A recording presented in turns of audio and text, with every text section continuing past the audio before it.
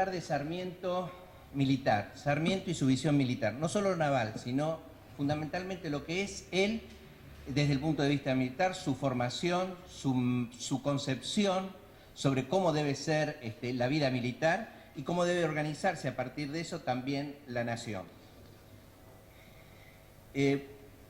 Normalmente no leo, pero Sarmiento me exige precisión, es decir, y algunas cositas las voy a leer en mi exposición. Sarmiento forjó su carácter, ganó su experiencia, conformó su ideología o su ideario militar a partir de las guerras civiles. Sarmiento, como ustedes saben, no participó de las guerras de emancipación. Y fueron las guerras civiles lo que lo enfrentaron de manera directa y siendo muy joven a la vida militar. Estaba Sarmiento en San Juan cuando en su adolescencia empieza a advertir lo que es el federalismo de la época, ese enfrentamiento entre federales y unitarios, y empieza a advertir las características de las huestes o de los ejércitos federales.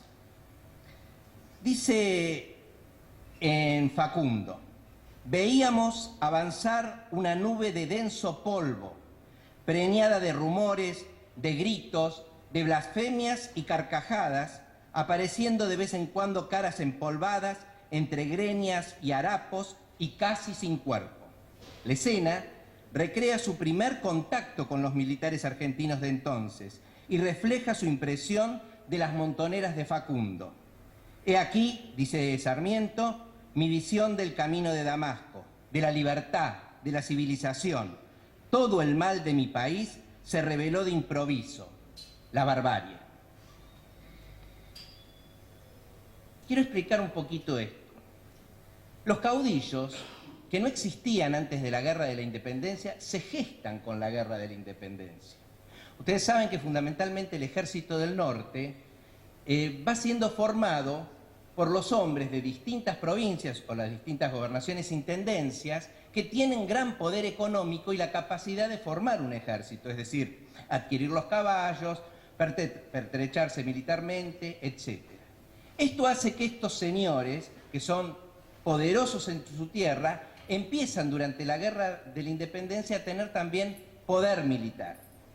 Al poder económico y el poder militar, lo único que les falta a ellos es el poder político. Y hacia 1815 empiezan a advertir que ellos pueden también tener poder político. Esta es la gestación de los unitarios, de los federales de la época.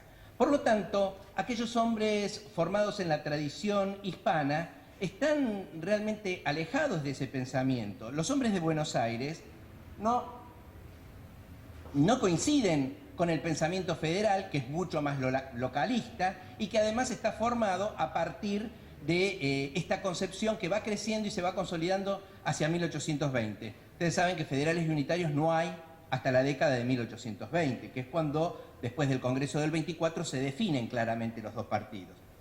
Bueno, Sarmiento se ha formado en otra idea y cuando ve a estos federales, los ve desorganizados, los ve duros, los ve intransigentes, y todo esto es lo que él condena de este ejército que se enfrenta por su localismo a la visión general que tenía el país hacia la época.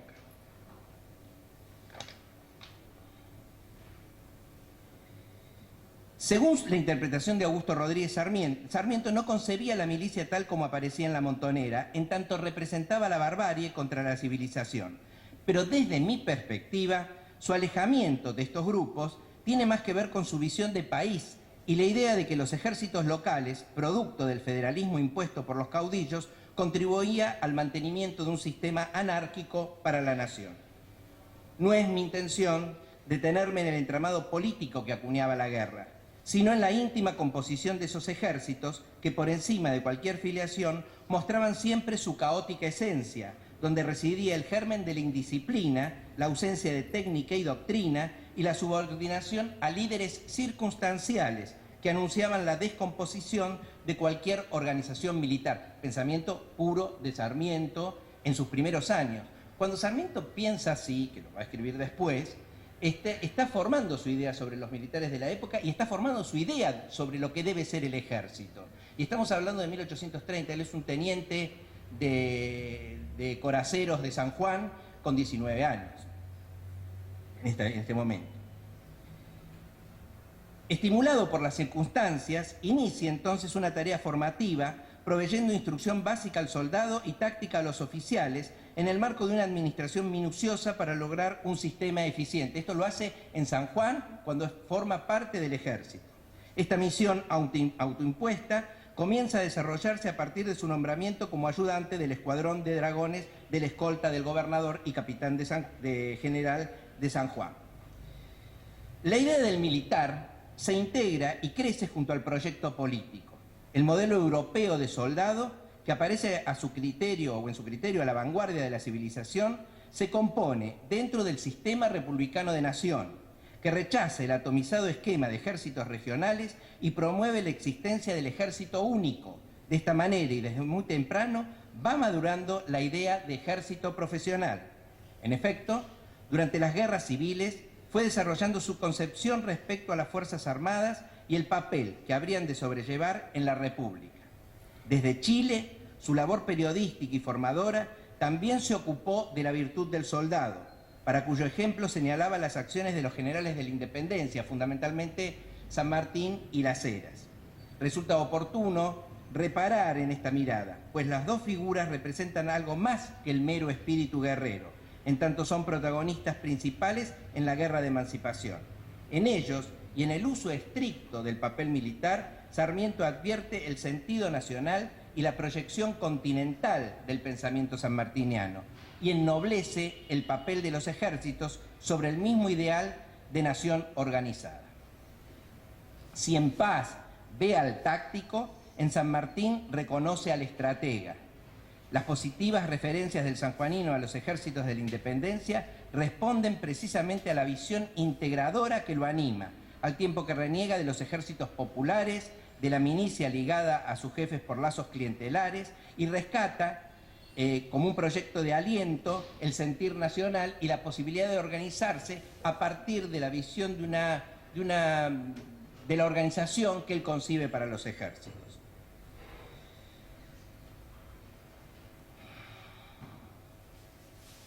Dice de Paz, por ejemplo, Sarmiento, que me parece interesante para ver la visión de él.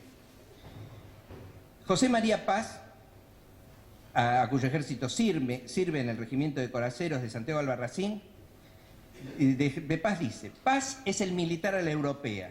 No cree en el valor, sino se subordina a la táctica, a la estrategia y a la disciplina. Es el espíritu guerrero de la Europa, hasta el arma en la que ha servido. Es artillero y por lo tanto matemático, científico, calculador. Es un militar hábil y un administrador honrado, que ha sabido conservar las tradiciones europeas y civiles y que espera de la ciencia lo que los otros aguardan de la fuerza bruta. Para los artilleros viene muy bien esta visión de Paz.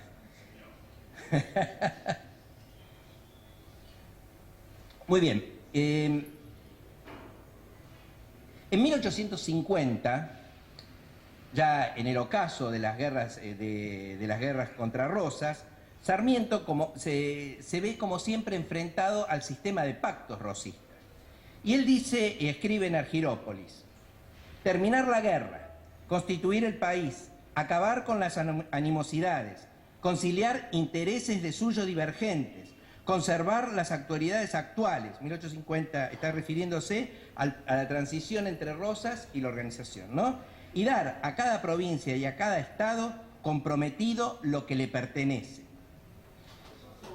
Hacia 1852, el vencedor de Caseros aparecía ante sus ojos como aquel caudillo caprichoso, indisciplinado y salvaje. Ustedes saben que Sarmiento forma parte del ejército de Urquiza en Caseros y se ve de alguna manera tentado con la promesa de organización política que promete Urquiza en ese momento frente al pensamiento de Rosas. Pero las primeras actitudes de Urquiza fueron muy similares a las de Rosas, incluso vuelve a imponer la divisa Punzó y se convierte en un jefe claramente autoritario. Sarmiento enseguida se desanima de esta posición y rápidamente se va tomando distancias de Urquiza. Sarmiento se muestra entonces como un apasionado federal, desestimando de hecho la confusión que los identifica a Rosas. Y acá quiero hacer otra aclaración, que me pasa en clase todo el tiempo. Hacia 1841, cuando muere Lavalle, cuando Lavalle es ejecutado, ya en el país no hay unitarios. El unitarismo desaparece con los últimos caudillos unitarios que salen de la guerra hacia 1841. La guerra que nosotros vemos entre el 41 y el 51-52 con Caseros es la guerra entre federales y federales. Los que quieren organizar el país de la manera federal y el federalismo doctrinario, o los que todavía insisten en mantener el régimen de Rosas. Sarmiento se muestra claramente en la década del 40 como un opositor a Rosas, pero como un federal en cuanto a su concepción de organización del país. Ciertamente, en este país distinto, el unitarismo, desde su interpretación más pura, se había extinguido. Ya nadie podía pensar seriamente en una organización semejante. En realidad, el federalismo más puro, el doctrinario y moderado, poco tenía que ver con el que se había impuesto desde Buenos Aires, y de alguna manera era aquel pensamiento el que con sus características habría de imponerse. Esto fue reconocido pragmáticamente por los tradicionales opositores a Rosas, y Sarmiento escribía en el epílogo de Argirópolis que su pasión era llegar a los santos fines de organizar el país bajo la forma federal, que señalaba explicado, ennoblecido y justificado. Me he extendido en este punto para demostrar que su convicción en torno a la organización nacional estaba directamente implicada en la concepción de los ejércitos, cuyo servicio debía concentrarse únicamente en la nación. Esto atenúa la idea que la organización que sostiene para las Fuerzas Armadas tiene que ver solamente con la nefasta opinión de las montoneras. Va más allá, pues no solo son condenadas por el sanjuanino en virtud de su ferocidad, sino por la figura del caudillo a quien responden y la parcialidad de sus objetivos. Sarmiento necesariamente habría de alejarse de Urquiza, en quien advierte la continuación de la política de Rosas. Tulio Alperindongui dice sobre este tema: el caudillismo, adaptado a las nuevas exigencias del comercio con las metrópolis europeas, lo conoció Sarmiento en Entre Ríos. Monopolios comerciales del gobernador y sus amigos, producción orientada hacia los pingües negocios de la exportación, trabajo esclavo de los rehenes de las pasadas guerras. Sarmiento se negó a ver en ello el fruto largamente soñado de 20 años de lucha. Esto lo ve en Urquiza. Hay una gran diferencia entre los caudillos del siglo XIX con los eventuales caudillos del siglo XX. Los caudillos del siglo XIX eran señores poderosos económicamente, que habían ganado en la Guerra de la Independencia poder militar y que aspiraban a poder político. Los caudillos de nuestra época solo aspiran a tienen poder político y solo aspiran a poder económico a través de dinero que no les es propio, sino que es de la sociedad toda. O sea, eso es una gran diferencia. Digo porque a veces escucho que algún pseudo caudillo lo dice con orgullo, y no es lo mismo ser caudillo en el siglo XVIII que tener esta mirada sobre esos personajes en el siglo XX. En 1857, tras ser elegido senador por San Nicolás en la provincia de Buenos Aires, se centró en la organización del ejército con sólidos argumentos envueltos en un discurso de significativos alcances, donde comparaba la dignidad alcanzada por los soldados de San Martín con la desaprensiva actitud de los militares de la época. A aquellos opuso la distorsionada flojedad del oficial contemporáneo, que, dice él, sin distinguir clases, había visto tendido de barriga jugando con el soldado. Marco esta anécdota o esta visión de Sarmiento del oficial tendido al lado del soldado, barriga para arriba o panza para arriba, porque hay dos cuestiones que Sarmiento insiste en forma permanente en cada uno de sus escritos, y que yo incluso cuando hago el texto para la exposición termino retirando a veces porque lo repito en forma permanente. Son la organización y la disciplina. Y él entiende que organización y disciplina son tan necesarias para las Fuerzas Armadas como para la organización del país. Y esto es interesante porque Sarmiento fue militar toda la vida. Toda la vida tuvo participación militar y fue ascendiendo a partir de acciones militares. Y siempre la organización y la disciplina fueron el factor fundamental y aquel sobre el cual se sostenían todos los pilares que podrían haber o que debían sostener a la institución. Esta etapa, la de senador, lo muestra debatiendo por fuerzas armadas profesionales, ceñidas estrictamente al servicio de las necesidades del Estado, al tiempo que categóricamente reniega de la tradición sudamericana, que a diferencia de la europea, explica, siempre es el pensamiento de él, hace jefes de sus ejércitos a hombres públicos de influencia política y económica. Sostiene que deben promoverse pocos generales y todos ellos laureados por sus méritos y servicios en el campo de la guerra, para que no puedan convertirse en la ocasión en caudillos del pueblo. Yo entiendo, decía, que para enaltecer la carrera militar, lo que se debe hacer es hacerles conquistar por servicios brillantes sus grados. En 1859, Sarmiento volvió a enrolarse y fue destinado como jefe de Estado Mayor del Ejército de Reserva de Buenos Aires. Funciones que conocía bien y que por otra parte se adecuaban perfectamente a su temperamento militar. Resulta casi redundante a esta altura de la exposición decir que este es el ámbito militar donde se siente más cómodo, pues lo ubica en el núcleo desde donde surgirán las decisiones logísticas y estratégicas para las que por su formación está preparado. Sarmiento es un hombre de Estado Mayor, no es un hombre de conducción de ejército, es un hombre de Estado Mayor, de una profunda preparación en todos los ámbitos como para ser un capaz y eficiente asesor en un Estado Mayor, y él lo entiende así, lo comprende así, y ahí tiende a ubicarse siempre. Pide la renovación y la adquisición de armamento moderno para reemplazar el existente que considera obsoleto, y premura para lograr una distribución acertada que permita a su vez el adiestramiento necesario. Compara la eficiencia de los viejos fusiles a chispa e insiste en dotar a todos de los nuevos a percusión, bregando así por ponerse también a la vanguardia de la tecnología. Esto hacia el 60, ¿no? Al ser derrotado en Cepeda, el Ejército de Buenos Aires, e imponerse la acción militar de la Reserva, fue nombrado su segundo jefe de la línea de fortificaciones, acompañando al general Paunero. Frente a las escasas posibilidades de victoria, parte de la ciudadanía se inclinaba por la rendición. El resto, en cambio, se mostraba dispuesto a sostener la resistencia. Sarmiento, que coincide con los últimos, es decir, los que quieren resistir y no quieren rendirse, pretende combatir hasta el final, y en un diálogo con Rawson desnuda la racionalidad de su pensamiento.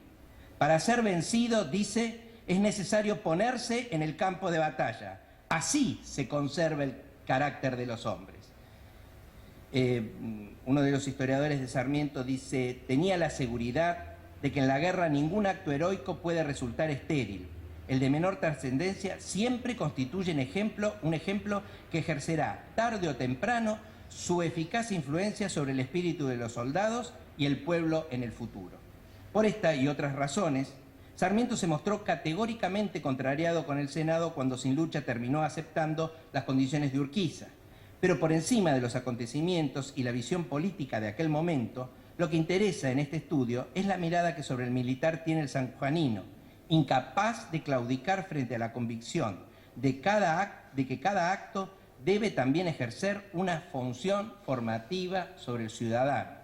Y yo cuando leo o recorro el pensamiento de Sarmiento en general, lo que advierto es un estadista en toda la magnitud. O sea, Sarmiento no es militar, Sarmiento es militar, es pensador, es político, es periodista. Sarmiento abarca con su pensamiento todos los factores que hacen a la nación, al sostenimiento, al desarrollo y al crecimiento de una nación. La figura de estadista se sintetiza en Sarmiento. Mi hijo dice, menos es más, dice permanentemente, menos es más. Bueno, Sarmiento es la síntesis del verdadero estadista. Creo que podemos contar estadistas en nuestro país, ustedes vieron, con una sola mano, y nos sobra algún dedicto por ahí. Entonces, pero de todos, yo creo que Sarmiento es el primero. Sarmiento es el prócer, es el que está adelante de, y que hoy se discute sobre él por esa calidad de prócer que tuvo en el momento de su acción. Prometo que voy a terminar. La victoria de Mitre sobre Urquiza en Pavón, yo recorro toda la historia de Argentina, tenemos la derrota de Mitre y ahora la victoria de Mitre de Urquiza en Pavón fue despejando el escenario político. Y Sarmiento, tras cubrir fugaces cargos en el ejército, es designado gobernador interino de San Juan. Como gobernador interino de San Juan, actúa activamente sobre la cuestión militar. Por un lado, le escribe a Mitre pidiéndole recursos y ayuda en forma permanente. Por el otro lado, dice que en San Juan debe centrarse el poder militar del interior. Pero además de eso, brega desde San Juan y con las tropas que le corresponden por la profesionalización y organización militar y la adecuada ilustración. Le escribe a Mitre: voy pues marchando a fuerza de coraje y en cuanto a ilusiones tengo a mi público embaucado y boquiabierto, sobre todo en materia militar, pues no se imagina usted cuánta sorpresa ha causado ver un ejército equipado a la porteña y guardadas las formas en todo. Este es el ejército de San Juan de Sarmiento cuando es gobernador. Establecido Mitre en la presidencia, cumpliría misiones diplomáticas en Chile y Perú hasta recalar en mayo de 1865 como ministro plenipotenciario en los Estados Unidos. Llegaba al país apenas un mes después de terminada la guerra civil y se sorprende ante aquel despliegue que pueden mostrar los vencedores por la magnitud de las fuerzas, la aplicación de los recursos, la simplicidad de los equipos y arneses para la artillería y caballada y los avances de la tecnología militar tanto terrestre como naval. La sorpresa de Sarmiento, y esto está muy conocido. Sarmiento llega a Estados Unidos, viene después de la guerra, están todo el armamento de la guerra, están todos los rezagos y a él se le hace agua a la boca. Hay infinidad de cartas, diversas cartas que le escribe a Mitre y a otros políticos de la época diciéndole las condiciones de Estados Unidos y lo baratos que están los armamentos y los buques y que el país los tendría que comprar. También se preocupa por otra cosa. Hay un estudio de Sarmiento que yo lo encontré, la verdad que no sé cómo lo encontré, porque lo encontré de casualidad, donde habla él sobre las raciones del ejército, cómo disminuir su peso y volumen, seguridad y economía en la administración, cómo evitar la escasez y aumentar el bienestar de la tropa, la eficiencia y la movilidad de las tropas. Es un estudio muy corto que hace él sobre todos estos aspectos en la época, porque entiende que de esto no hay nada en el país, y las comparaciones que realiza en ese estudio son fundamentalmente sobre la campaña de San Martín y el ejército de San Martín, porque Estados Unidos en la guerra de secesión había recuperado la carne salada para los ejércitos, cosa que en nuestro país ya se había aplicado antes. Al análisis sistematizado de las novedades existentes en la materia, agregaba a Sarmiento una ansiedad asombrosa por incorporarlas a la Argentina, como digo. Se venden, dice él, se venden por millares objetos de material de guerra en remates y a precios ínfimos, y me va el alma en no poderlos comprar. Desde su comisión trató de convencer a Mitre de que comprara mucho de esto, trató de que se adquirieran para el país pertrechos y medios militares, pero bueno, la guerra con el Paraguay impedía cualquier gestión de esta naturaleza. Pero particularmente también se preocupa, y cosa que no nos habíamos preocupado antes, en la tecnología naval.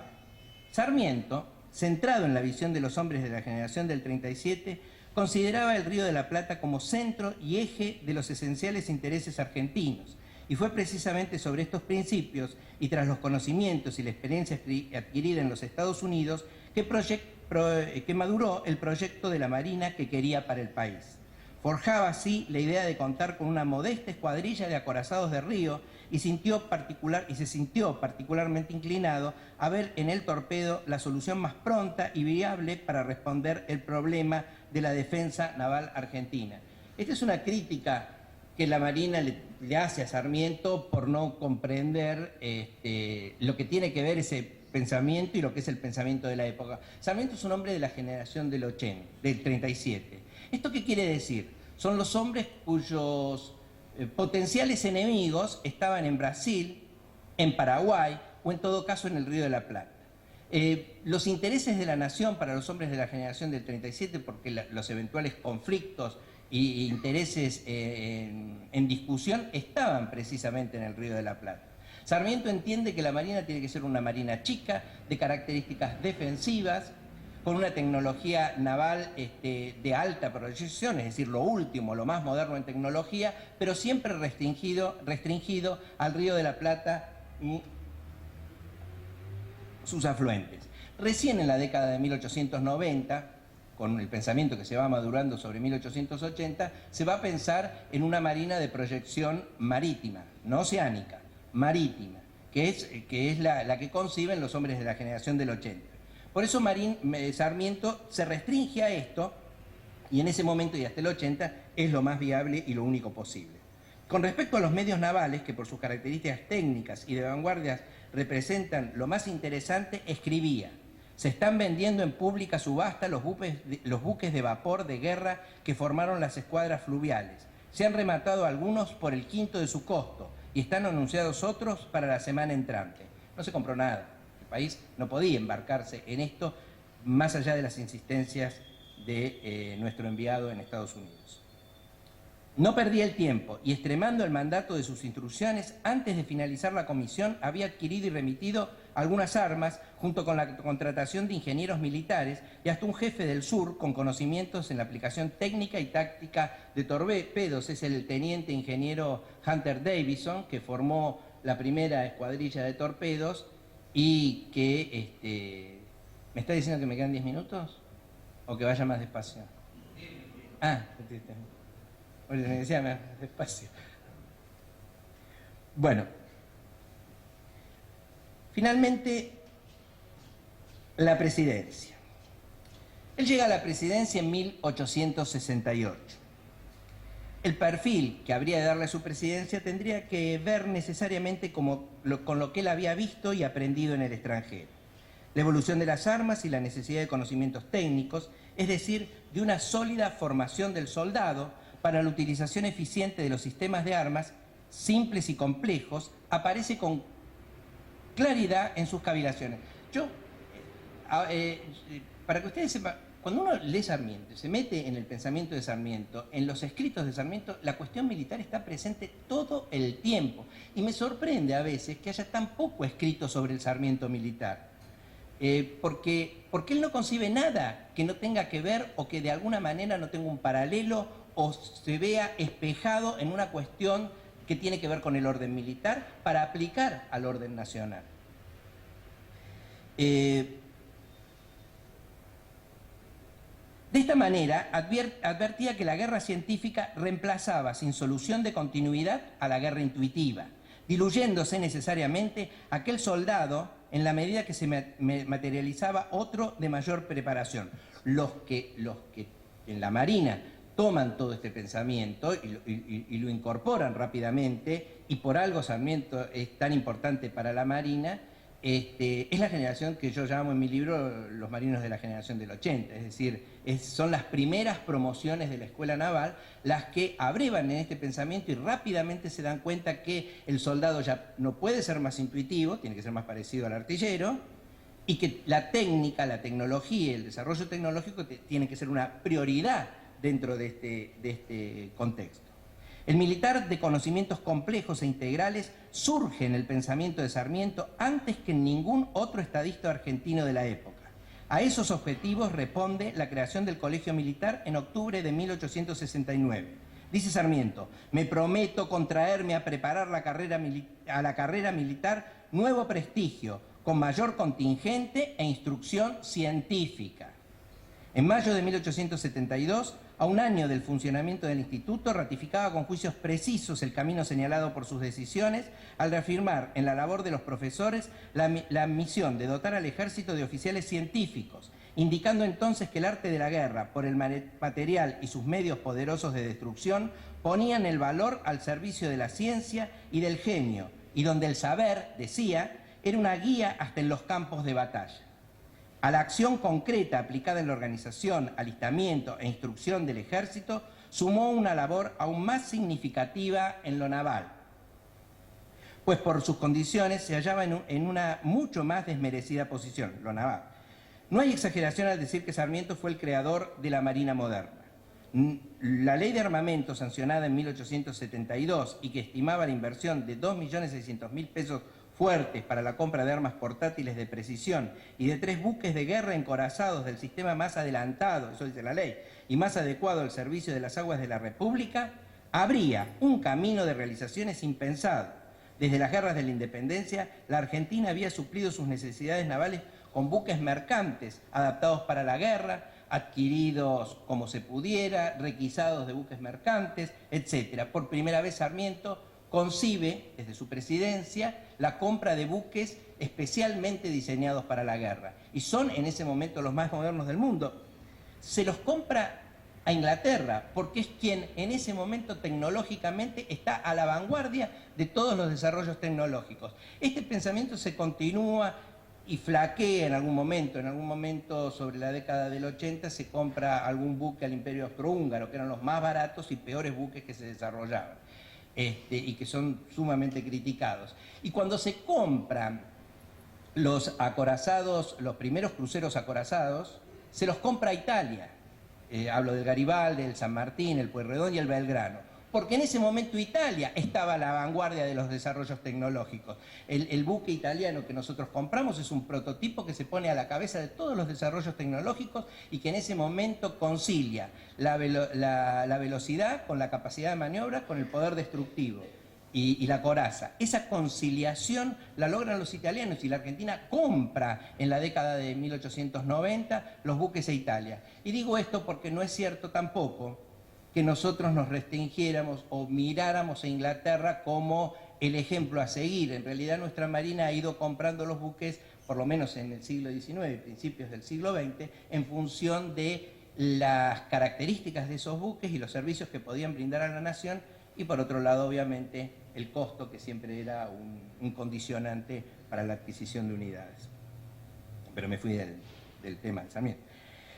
En el 72, ese mismo año, y sobre la base del ejemplo del Colegio Militar, fue creada la Escuela Naval Militar. El consenso alrededor de la necesidad de organizar la Marina y la adquisición de los primeros buques de guerra daban sentido a esta iniciativa. La escuela comenzaría a funcionar en un viejo vapor, el General Brown, de pobres condiciones y sin ninguna aptitud para el combate, pero que en su modestia se mostraba adecuado para el aprendizaje de los primeros conocimientos marineros.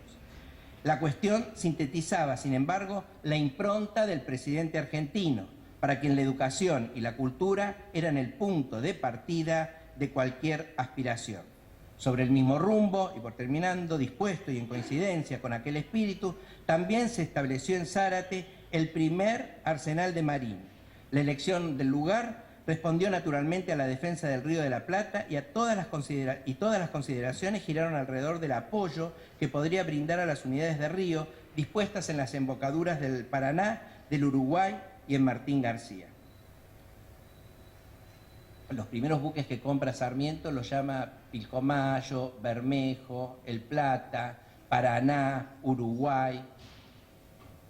Evidentemente eran los buques para servir en los ríos, en el Río de la Plata y en los ríos del litoral. Una vez estaba como director de estudios históricos y vino un señor uruguayo, me saludó calurosamente y me agradeció que le hubiéramos puesto el nombre de un buque tan prestigioso como la corbeta Uruguay, le hubiéramos puesto el nombre de su país. Yo no lo desalenté, pero no era el nombre de su país, era el nombre del río Uruguay. Las creaciones del Colegio Militar en 1869 y de la Escuela Naval en el 72 responden a este pensamiento sobre el carácter, función y papel de los ejércitos en los estados contemporáneos. Una idea que se fue materializando en la conciliación de la experiencia con la teoría y que cobró definitivamente forma en el ejercicio de la presidencia. Hemos visto todos los aspectos de Sarmiento, pero no he querido hacerles la historia de Sarmiento, Sarmiento haciendo esto en tal ejército, esto en tal otro, sino el pensamiento de Sarmiento y lo que significó para él la vida militar, la disciplina y la organización, que es la clave de todo. Hace poquito tiempo, y espero que esto ya esté terminando o haya terminado, se atentaba contra la disciplina. La disciplina es el pilar fundamental de una institución militar. Y si alguien quiere hacer algo contra un militar, solo tiene que atentar contra la disciplina. Sarmiento es maniático respecto de la disciplina. Y en este momento en que podemos recuperarnos de un mal trago, es el momento de empezar a brevar en el pensamiento de Sarmiento en lo más profundo, porque realmente tiene muchísimo que enseñarnos, y además la lectura de sus libros, y lo digo para los más jóvenes, es realmente fascinante. Leer Facundo es fascinante y uno se puede emocionar en cada página. Lo mismo ocurre con los demás libros de este gran y quizás el mayor pensador que ha tenido nuestro país en toda su historia. Voy a las conclusiones. La historia impone sobre los hechos un análisis complejo, dinámico y reflexivo, que en última instancia permite comprender al hombre por sus intencionalidades en acción. Sarmiento no ofrece al historiador grandes dificultades en este sentido, pues debido a su protagonismo vital, ha dejado notables testimonios materiales, al tiempo que, consciente de su responsabilidad formadora, quedan en nuestros archivos las notables páginas que ilustran su pensamiento. Como todos los hombres de su tiempo, transitó entre la inacabable guerra civil y los esporádicos conflictos nacionales.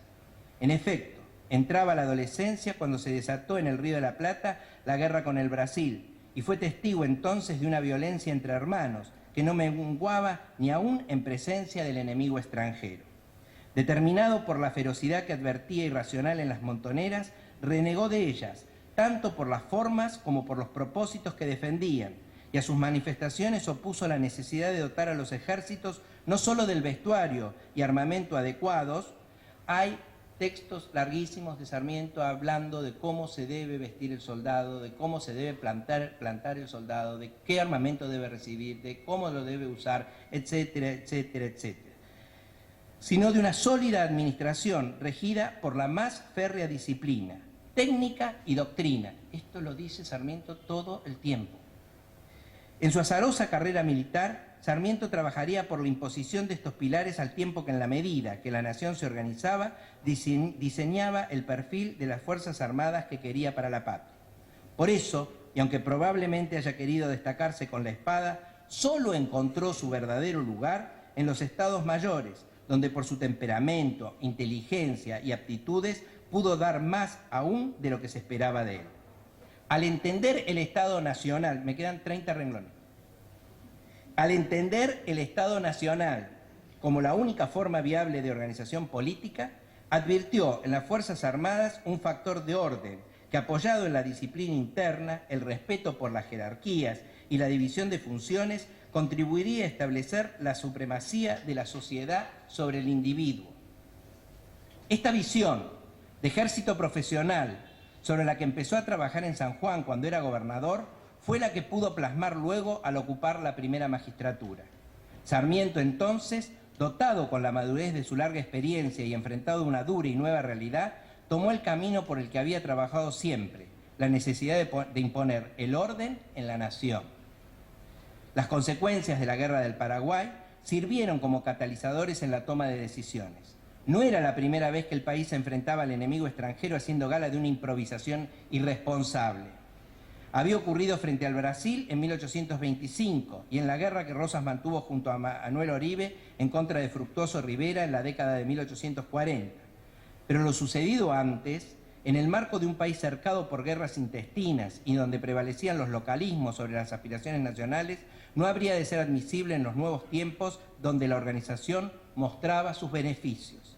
Desde la presidencia, Sarmiento tuvo la oportunidad de animar con acciones y hechos todo lo aprendido en el extranjero, adaptando a la propia realidad la experiencia de los más adelantados. Su obra en el orden militar fue sin duda la más trascendente, pues quebró la práctica anterior mediante la cual el país, enfrentado al conflicto, arbitraba la constitución y alistamiento de sus ejércitos apelando a medios no probados, a veces obsoletos o forzadamente adaptados, por un sistema iluminado por pautas de previsibilidad. Ustedes saben que mi hijo es mago. Entonces él empieza a trabajar desde muy joven y empieza a armar sus actos de magia que son muy complejos, muy complejos. Y yo le decía, ¿previste que te puede pasar esto? que te puede pasar lo otro, tenés una alternativa. Y esto lo aprendí en la vida militar. Y esto lo dice, lo plantea Sarmiento en forma permanente. El militar que se organiza, que se disciplina, que prevé lo que tiene que ocurrir o lo que puede ocurrir, que establece alternativas o piensa alternativas para actuar. Todo esto es la vida militar. Sarmiento entiende que un país tiene que ser previsible. Y todo lo que él ve de la vida militar y ha sido su formación militar, trata de aplicarlo a la vida de la nación. En efecto, su obra, al apoyarse en los desarrollos bélicos de vanguardia, como en la presidencia, y crear instituciones educativas, forjó una tradición basada en principios de estricta profesionalidad. Otro tema.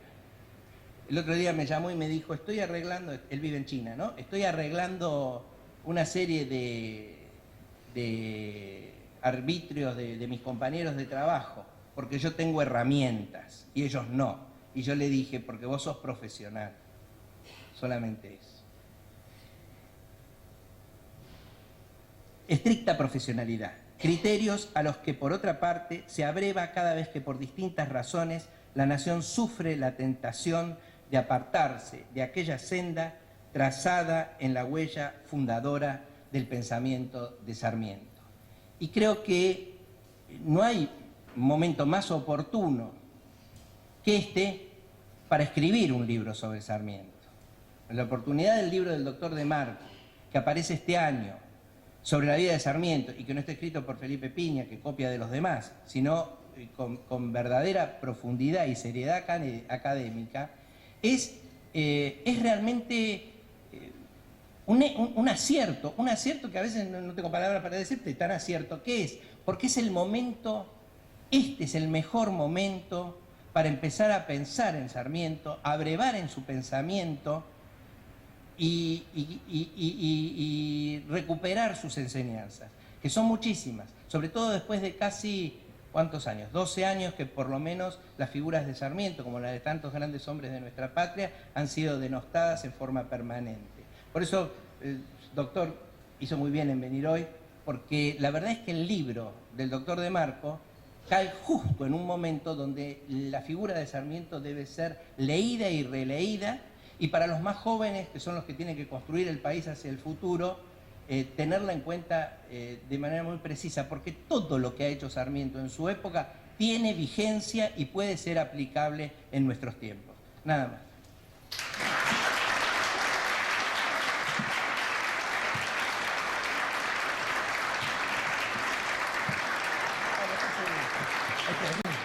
A mí se me dijo que tenía que hablar sobre el pensamiento de Domingo Faustino Sarmiento, que es algo tan inmenso, tan inabarcable desde el punto de vista temporal, que de ninguna manera podría tenerme como un oficial de marina reservista subordinado a las órdenes que me acaba de dar el capitán Faj, de que sea absolutamente puntual.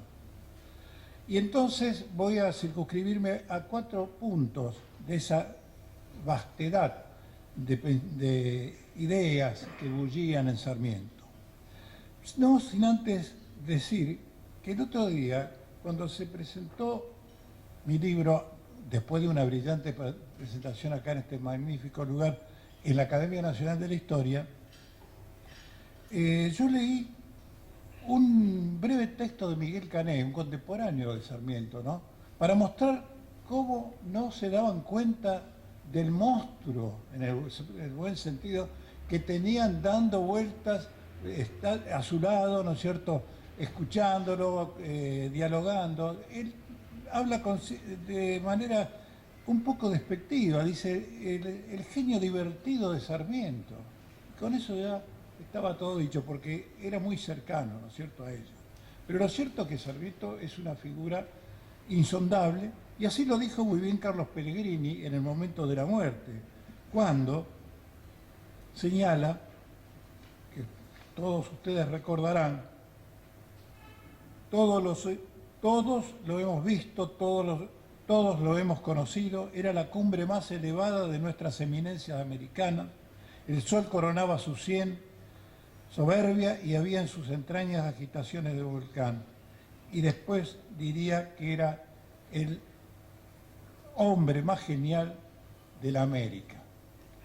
Son expresiones que parecen exageradas, pero todos sabemos que no lo son. En virtud de esto y de los pocos minutos que tengo, yo quiero tocar 4 puntos del pensamiento puesto después en acción durante la presidencia.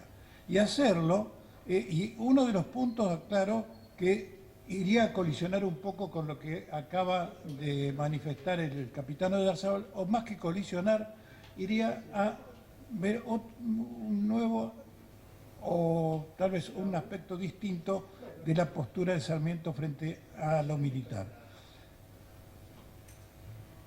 Primero, también quiero expresar que Sarmiento fue el presidente de su tiempo que más experiencias externas tuvo, que no solamente alcanzó su saber en los libros, sino en el contacto constante, inteligente y, ¿no es cierto?, muy asiduo con las grandes novedades que suministraba el mundo de su tiempo.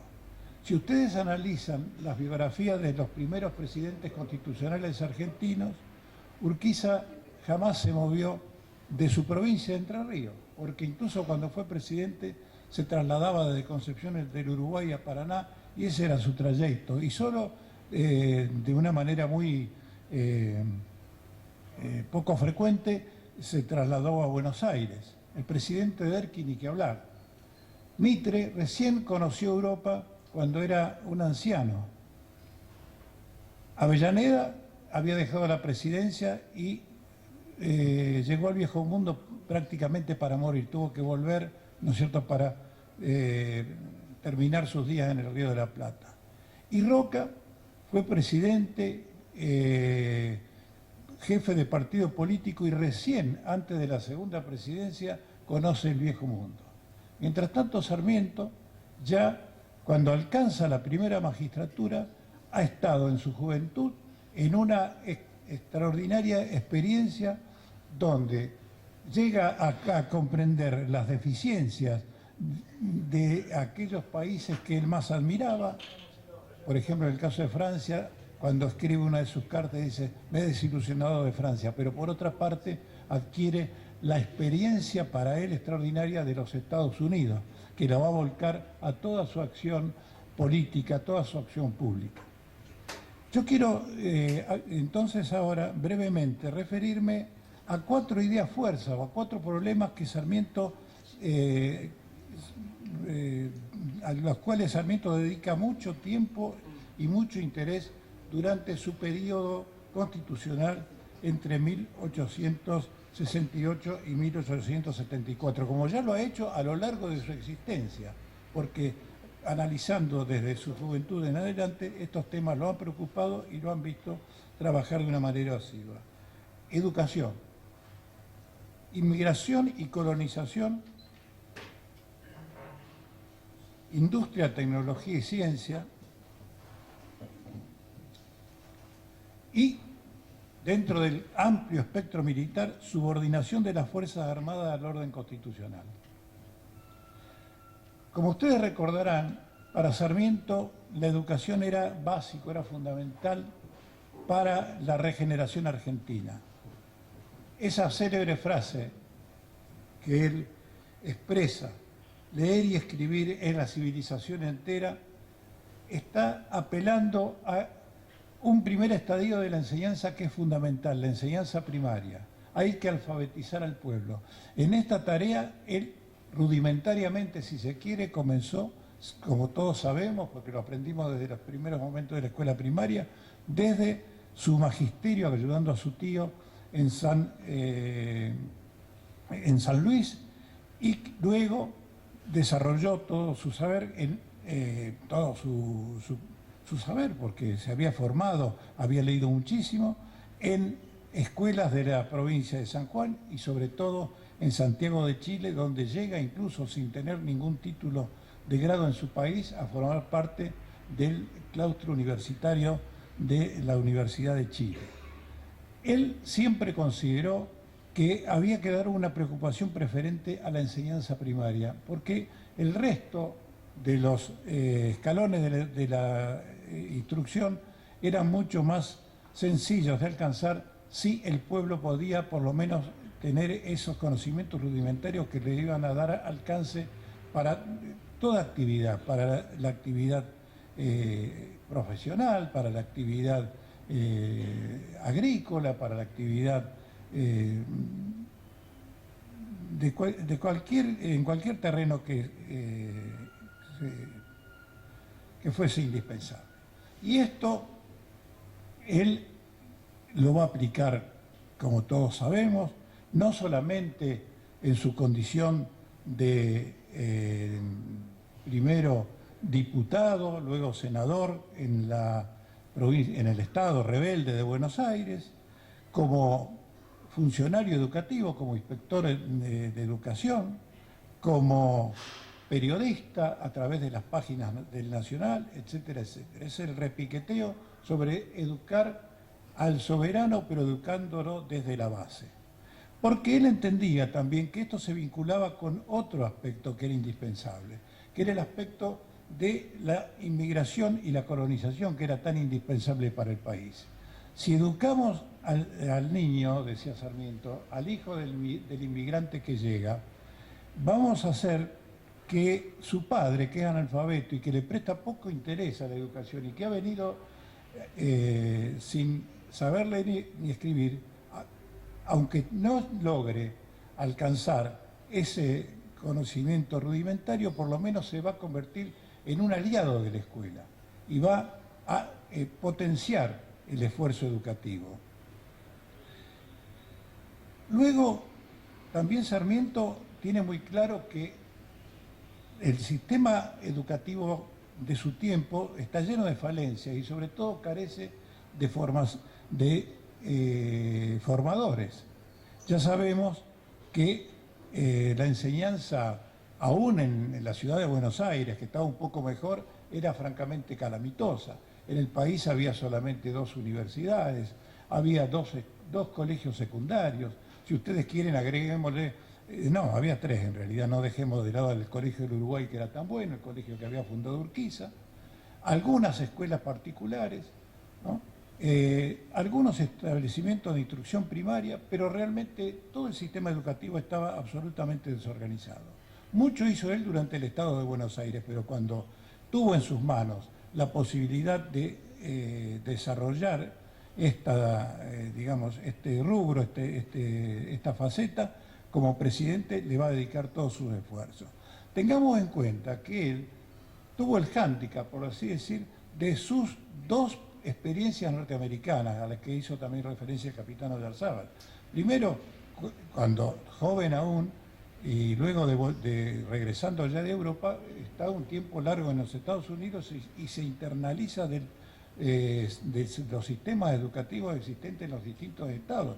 Y conoce tan luego el famoso matrimonio compuesto por Horacio y María Mann, y tantos otros hombres que estaban conduciendo la instrucción primaria norteamericana, y también obviamente de otros escalones de la enseñanza. Por eso es que enseguida, cuando asume la presidencia, no solamente va a incrementar en gran medida los establecimientos escolares, sino que también va a generar una institución que lamentablemente en un momento dado desapareció en la Argentina, que es el normalismo, ¿no es cierto? Que son las maestras norteamericanas que trajo Sarmiento, que después fueron generando escuelas normales en todo el país y que gracias a eso tuvimos durante 60, 70 años la mejor instrucción pública de toda América. Los extranjeros que venían acá se sorprendían de los adelantos educativos. Sigo porque si no ya creo que en cualquier momento me van a llamar al orden. Luego, otro tema que también le preocupa y que lo vincula con el tema educativo es el de la inmigración. Sarmiento, como todos ustedes saben, y como lo dijo también el capitán Oyarzábal, pertenecía a la generación del 37. Era una generación profundamente europeísta, era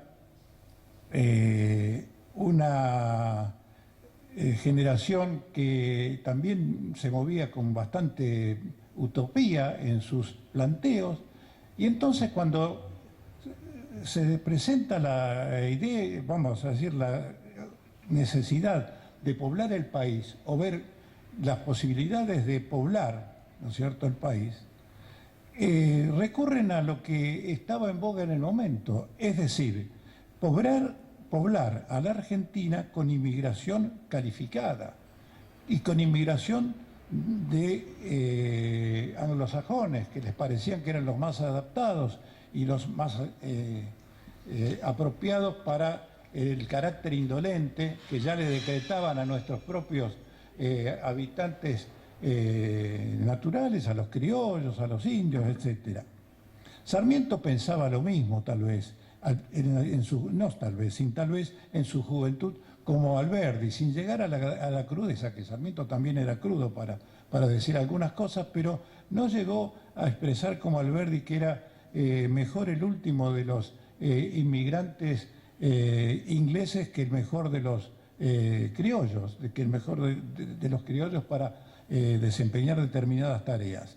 Sarmiento fue comprendiendo que la inmigración anglosajona era una utopía para la Argentina, que no iban a venir acá, que tenían otros ámbitos donde ya se habían desarrollado, por ejemplo Australia, y que entonces había que recibir lo que venía, pero con la idea de formarlos para que fuesen realmente útiles al pensamiento de poblar el país, de romper con el latifundio, ¿verdad?, y crear pequeñas unidades agrícolas en las cuales realmente estaba la posibilidad de generar riqueza para la República. Ya sabemos que Sarmiento tuvo un relativo éxito con relación a terminar con los grandes latifundios, pero sí sabemos, por otro lado, que su acción en favor de la colonización agrícola fue muy notable. Lincoln tal vez fue para él el modelo, ¿no? La ciudad de Lincoln, el modelo a seguir, pero con distintas características. Durante su presidencia también se generó un gran movimiento inmigratorio y un gran movimiento de colonización que se expandió por distintos puntos del país. También agregado a esto estaba el tema de las comunicaciones, y él va a promover la generación de ferrocarriles, va a aumentar la red ferroviaria, va a llegar hasta Córdoba con el ferrocarril central argentino, va a impulsar el ferrocarril a Tucumán, va a hacer crecer el hilo, ¿no es cierto?, es decir, el telégrafo. Él dice el hilo que cruce la Pampa y que nos comunique con todos, va a conseguir incluso que se conecte con Europa finalmente, ¿no?, a través de Montevideo.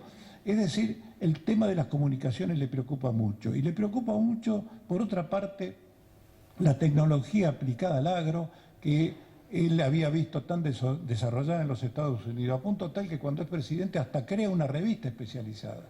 Hay que verlo a Sarmiento en acción desde la madrugada hasta el ocaso. No es un hombre que se queda quieto, que duerme la siesta. Él no conoce todas esas cosas, ¿no es cierto? Es fuego que está quemándose en pro de la patria, y en esta época, en esta etapa presidencial, quiere hacer lo que los demás no hicieron. Otra cosa que él trae de los Estados Unidos, ¿cierto?, es la ciencia. Él ve tantas innovaciones, ¿no?, más que en Europa, en los Estados Unidos, a pesar de que cuando él es embajador en el año 1865 hasta 1868, ha ido a Europa, ha cruzado el océano para asistir a la Exposición Internacional de París. Él, sin embargo, toma contacto con esa bullente realidad norteamericana donde se dedica tanto interés a la ciencia. Por eso es que toma contacto, ni más ni menos que con el célebre sabio Benjamín Gould, con quien se comprometerá a construirle el famoso observatorio astronómico para que desde allí él pueda estudiar lo que estaba hace rato queriendo y no podía, obviamente, desde los Estados Unidos, ¿no?, que es el firmamento del cono suramericano, ¿no es cierto? Y Benjamín Gould estará en 2 años, de 1869 al 71, preocupado en la construcción del observatorio, y en 1871 Sarmiento llega a Córdoba para inaugurar una exposición nacional al estilo de París, para mostrarle a todo el mundo de lo que era capaz la Argentina. Fíjense que era un pensamiento realmente muy notable y muy integrador de cosas, ¿no es cierto? Tal vez el más importante entre todos los hombres valiosos e inteligente de su tiempo, porque él se codeaba con un Mitre, y con otros grandes hombres, con otros grandes argentinos con los que podía disentir, pero también podía discutir en algunas cosas de igual a igual. Pero él solía irse más allá. Cuando él inaugura en octubre de 1871 la exposición de Córdoba, que en pequeño hace una exposición de París, donde se exponen los productos de todas las provincias argentinas, etcétera, dice estas palabras que voy a leer y después brevemente iré al otro tema para que podamos cumplir el horario. Habla Sarmiento: cuando he oído, y hace 40 años que lo vengo oyendo, el grito siniestro de mueran los salvajes unitarios, o el estrépito de caballos en la pampa, o el clamor de los que quedan arruinados, o el gemido de las víctimas, me ha parecido oír en esos desahogos de las pasiones, en esos lamentos de las desgracias, un grito más noble, más justo: dadnos educación y dejaremos de ser el azote de la civilización. Dadnos un hogar y dejaremos de vagar en la inculta pampa. Dadnos una industria cualquiera y nos veréis a vuestro lado, creando riqueza en lugar de destruirla.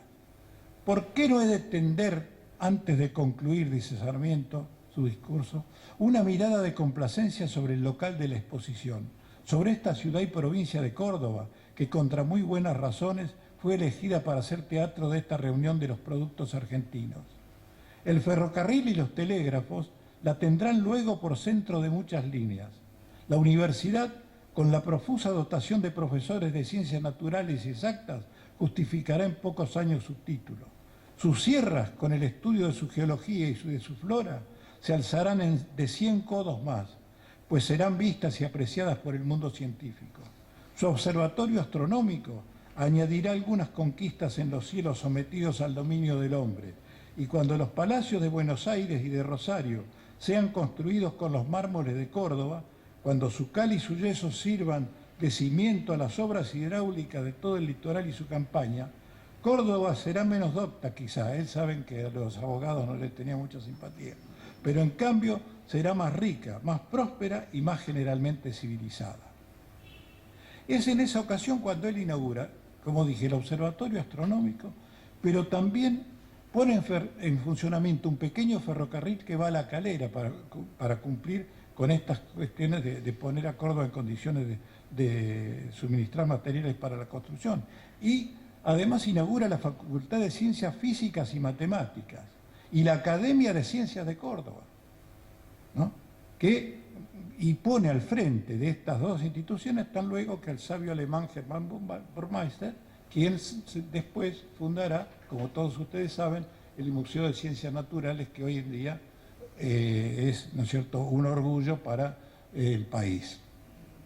Por último, es una cabalgata y a mí me pone nervioso y voy notando que por ahí me voy de tema, porque tal vez estas cosas merecen una exposición para cada una. Expresó muy bien el capitán Oyarzábal los logros de Sarmiento en materia de formación de los militares desde el punto de vista profesional. Realmente Sarmiento conocía perfectamente la falencia, él tuvo que soportarla, ¿no es cierto? No solamente cuando era auditor del ejército durante la campaña de Paunero al interior, luego desde los Estados Unidos cuando vio que no podía hacer acceder al gobierno todo ese material de rezago que hubiera sido indispensable para la nación. Comprende que los oficiales de entonces no son aptos para las funciones, que como se dijo también aquí con una frase de Sarmiento, se le pasaba mirando al cielo, ¿no? ese tipo de militar que él había denostado y que se habían burlado de él durante la campaña de Caseros, cuando Sarmiento se presenta vestido perfecto militar, con kepis, capa francesa, con todos los elementos que un militar necesitaba para tener una vida aceptable en campaña, y sus camaradas de armas se burlan acremente porque dicen que esta es casi una payasada, ¿no es cierto?, que se hace cuando ellos están acostumbrados a pelear a pecho abierto. Y el propio general Urquiza, el propio comandante en jefe, también le agregará un granito de sorna cuando dirá ante el kepí plumado de Sarmiento, y al ver que un aguacero se acerca, Sarmiento, se le van a mojar las plumas, ¿verdad? Pero realmente Sarmiento le indignaba todo eso y pretendía un ejército realmente y una marina formado por hombres disciplinados, pero también por hombres preparados en su profesión. Ahora bien, Sarmiento, una de las cosas que tiene en claro, que tiene que someter a los señores militares de su tiempo a la ley y a la Constitución. Cuando él había, en alguna medida también se había servido de esa situación, vamos a ser sinceros, pero él había contemplado, por ejemplo, o se lo habían contado, que en el año 1866 un juez federal de la provincia de Mendoza había sido sacado a latigazos por el coronel Segovia de su despacho porque había fallado en contra de un fraude electoral que se había realizado a través del ejército. Él sabía que cuando asumió la presidencia, varios jefes del ejército y de la armada estaban absolutamente en contra suyo y pretendían sacarlo de la primera magistratura. Él mismo había llegado a presidente gracias a las camandulerías de los militares, porque como ustedes se acordarán, cuando se plantea en 1867 la elección, el reemplazo del general Mitre, o sea, la conclusión del primer mandato constitucional, y quedan 3 o 4 candidaturas expuestas, la de Alsina se frustra, la de Urquiza no tiene fuerza, la de Elizalde es la del presidente que se va y que pone todo su esfuerzo para que se haga candidato, y eso produce una reacción encontrada. Y en el ejército, ¿verdad?, que estaba peleando en el Paraguay, se genera todo un movimiento, el que forma parte tan luego el hermano del propio Bartolomé Mitre, el general Emilio Mitre, para que se plantee la candidatura presidencial de Sarmiento y el ejército asuma la obligación de respaldarla. Y ustedes recordarán a raíz de eso que el gran promotor externo de esta situación fue Lucio B. Mansilla, ¿no? Lucio B. Mansilla, que se movió mucho para que Sarmiento fuera aceptado en las Fuerzas Armadas, para que las Fuerzas Armadas se movieran, para que comprometieran electores, etcétera, y que le fue a pedir a Sarmiento una recompensa a los 3 o 4 días de haber llegado. Una de esas anécdotas típicas de Sarmiento, ¿no? Y de Mansilla, que eran 2 personajes muy extravagantes, ¿no? Mansilla va a la casa de Sarmiento. Sarmiento vivía transitoriamente en la actual avenida Belgrano, y aparece como a la 1 de la mañana. Empieza a golpear fuertemente la puerta y de pronto Sarmiento sale al balcón con su gorra de dormir y dice: ¿quién anda ahí? El teniente coronel Lucio Mansilla. ¿Y qué quiere? Necesito pasarle una hoja para que usted la vea. Espere, dice Sarmiento. Busca una cuerda, ¿no? Le tira una cuerda con un lazo y le dice: póngala ahí. A una escena que hay que... ¿no? Y sube la hoja, la mira y dice: imposible. 2 locos en el gobierno es demasiado. ¿Por qué? Porque Mansilla le llevaba la lista de posibles ministros, y se había puesto él como ministro de Guerra y Marina. No, esas cosas de la humanidad de Sarmiento. Entonces, cuando él ya es presidente, dice, muy bien, ahora, señores, vamos a formar un nuevo ejército y una nueva armada, profesionalmente aptos, disciplinados y subordinados estrictamente al poder civil y al presidente de la República, que es su comandante en jefe. Obviamente, él no lo logró, pero formó gente para eso. No lo logró porque todavía estaban los viejos militares que le hacen la revolución del 74 después de 2 guerras jordanistas. Pero ahí Sarmiento sí que se muestra como lo que es, como un auténtico comandante en jefe. ¿No es cierto? Un comandante en jefe que actúa frente a la rebelión como el civil, que también es militar, que ha sido puesto por los ciudadanos en la primera magistratura, pero también como ese soldado que siempre quiso ser y que nunca logró ser del todo. Porque ya sabemos, yo creo que me estoy pasando de raya, ¿no?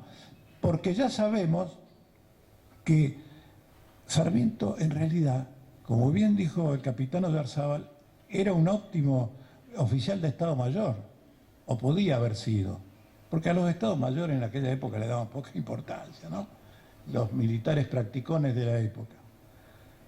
Pero él quería mandar un regimiento de caballería, tenía esa ansiedad y se lo pedía a Mitre una y otra vez. Denme el mando, ya está, denme el mando de un regimiento, quiero comandar un regimiento de caballería. Se quedó en el comando, no lo pudo tener el comando del regimiento de caballería, pero tuvo el comando 3 veces de ejércitos en operaciones y de armada en operaciones. La primera guerra jordanista, de una manera permanente, sentado frente al telégrafo, dirigiendo las operaciones. Otro tanto ocurrirá durante la segunda guerra jordanista. Él es el que imparte las órdenes, él es el que se comunica con los comandantes, etcétera, etcétera. Y cuando se produce la revolución del 74, a través del telégrafo también, es el que destituye a Redondo, el que ordena que premonitoriamente que se haga cargo de la represión de la rebelión en el oeste el general Julio Argentino Roca, entonces coronel, y luego de haberse producido este episodio, que es concurrente con los últimos minutos de su presidencia, se puede ir de la primera magistratura dejando los cimientos de las 2 instituciones militares que formaron, ¿no es cierto?, muchas generaciones de oficiales con su espíritu internalizado en esos principios. Desgraciadamente en nuestra historia política no podemos decir que los militares siempre se subordinaron al poder político. No, no es cierto. Muchas veces no lo hicieron, pero no fueron ni siquiera la mayoría. Estamos hablando de que el espíritu adquirido en los institutos de formación siempre estuvo subyacente en las grandes decisiones. Y hoy por hoy, sobre todo, que las Fuerzas Armadas están, ¿no es cierto?, al servicio del país, de la civilidad, en sus bases y en sus cuarteles, yo creo que le están rindiendo un homenaje a Sarmiento, que es lo mejor que podemos hacer, porque es uno de nuestros grandes próceres, últimamente vapuleado, pero felizmente en la aurora de una resurrección que todos los aquí presentes queremos. Nada más.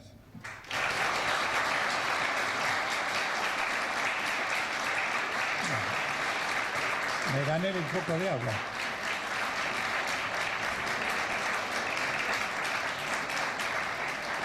Muchas gracias. Bueno, las preguntas. Lo escucho. Fuerte y claro.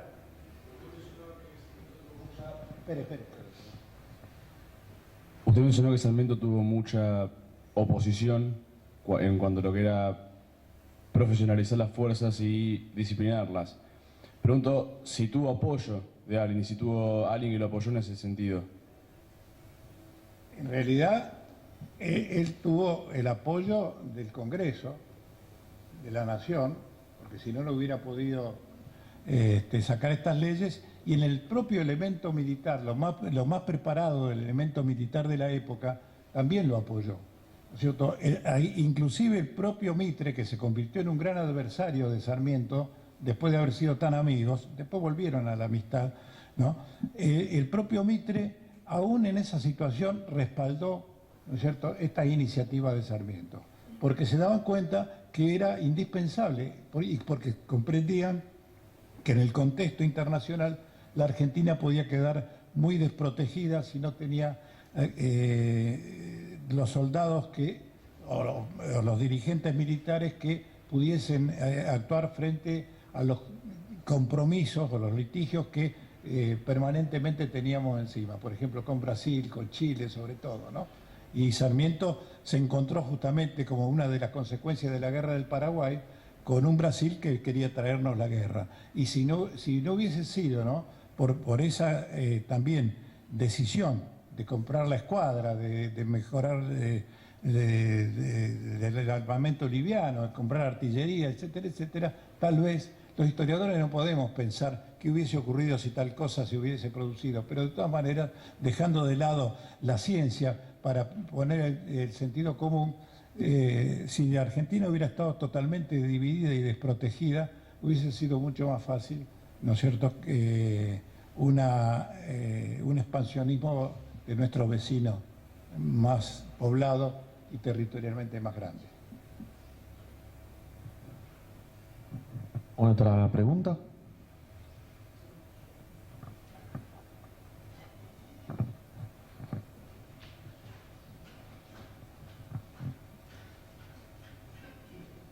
No es una pregunta. Simplemente me gustaría que nos recordara qué hizo con los masones cuando le ofrecieron una comida poco después de asumir la presidencia, como para recordarle que era un masón y que tenían algo que ver con ello. No sé si la recuerda esa. Bueno, cómo no. En realidad, y esa es una de las actitudes de Sarmiento que hablan de su inteligencia política, ¿no? Sarmiento se había iniciado en la masonería en Chile, siendo un hombre joven, ¿verdad?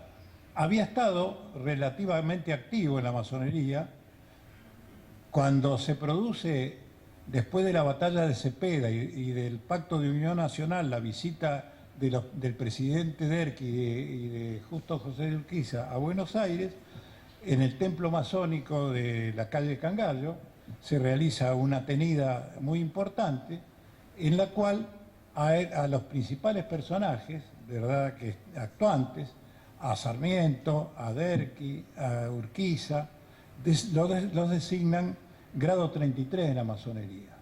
Y después él continuó manteniendo vínculos en los Estados Unidos, etc. Pero cuando asume la presidencia, ¿verdad?, él comprende que es el presidente de todos los argentinos y que por otra parte no le conviene entrar en litigios con la Iglesia. No, Sarmiento, sin decirlo con la crudeza con que lo dijo Roca dijo comer carne de cura es indigesto, ¿no? Cuando el problema del 84, ¿no es cierto?, de la ley 1420, etcétera, etcétera, él se daba cuenta de que no convenía, ¿no es cierto?, en ese momento soliviantar una parte muy importante de la sociedad.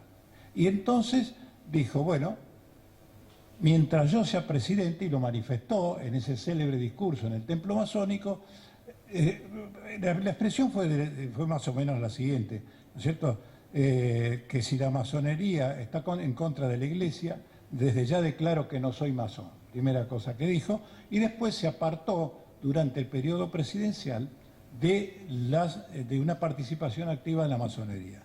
Cuando concluye la presidencia, vuelve, como la gran mayoría de los personajes de la época, a incorporarse a la actividad masónica y muere siendo, ¿no es cierto?, grado 33, después de haber sido gran maestre, etcétera, haber ocupado los grandes cargos de la masonería. Esa sería, en síntesis, la cosa. Sí. No, perfecto. No, ya está.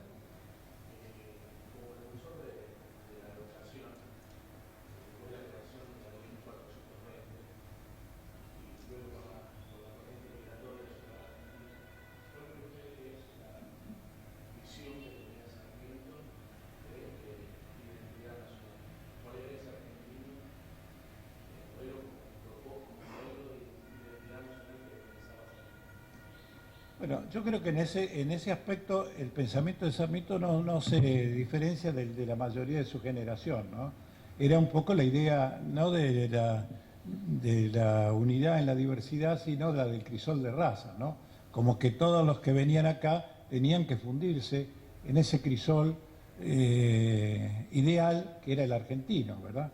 Por eso es que también toda la educación y la acción también del gobierno, de las Fuerzas Armadas, etcétera, tiende a que el inmigrante y sobre todo sus hijos vayan, ¿cómo diré?, penetrándose de un espíritu argentino. Entonces se generará el famoso templo liberal de las grandes figuras históricas a las que se atribuye una condición fundante de la Argentina, un Rivadavia, un Moreno, ¿no? Es decir, personajes con los que se identifican estas generaciones que han gobernado, que están gobernando y que consideran indispensables para que los argentinos viejos y los nuevos argentinos, ¿no es cierto?, se amalgamen en ese crisol. Eso sería una cosa de lo de Hernández, que usted preguntó hoy. Bueno, yo lo que quiero decir, evidentemente Hernández y Sarmiento nunca fueron amigos, ¿no? Porque eran muy distintos en todo sentido, ¿no? Borges llegó incluso a decir en una ocasión que si en lugar de ser nuestra obra, digamos, representativa más grande, nuestra obra nacional, el Martín Fierro, sería el Facundo, tal vez toda nuestra mentalidad hubiese sido diferente. En realidad la disputa fue constante. Hernández escribió mucho contra Sarmiento, Sarmiento contra Hernández. Los 1.000 pesos que usted decía que le aplicó Sarmiento, ¿no?, que le hizo entregar a Hernández, bueno, tenía su justificativo en el sentido de que Hernández no solamente era un enemigo político, sino que estaba resultando peligroso en el momento de las guerras jordanistas, porque Hernández estaba comprometido con López Jordán, estaba muy cerca, ¿no es cierto?, de los revolucionarios entrerrianos, de manera tal que esto se explica en momentos de dureza política, que por otra parte hay muchas cuestiones divertidas, ¿no?, porque hay relatos de Hernández sobre Sarmiento que son muy risibles, ¿no? Un Sarmiento, pero yo, capitán Fajre,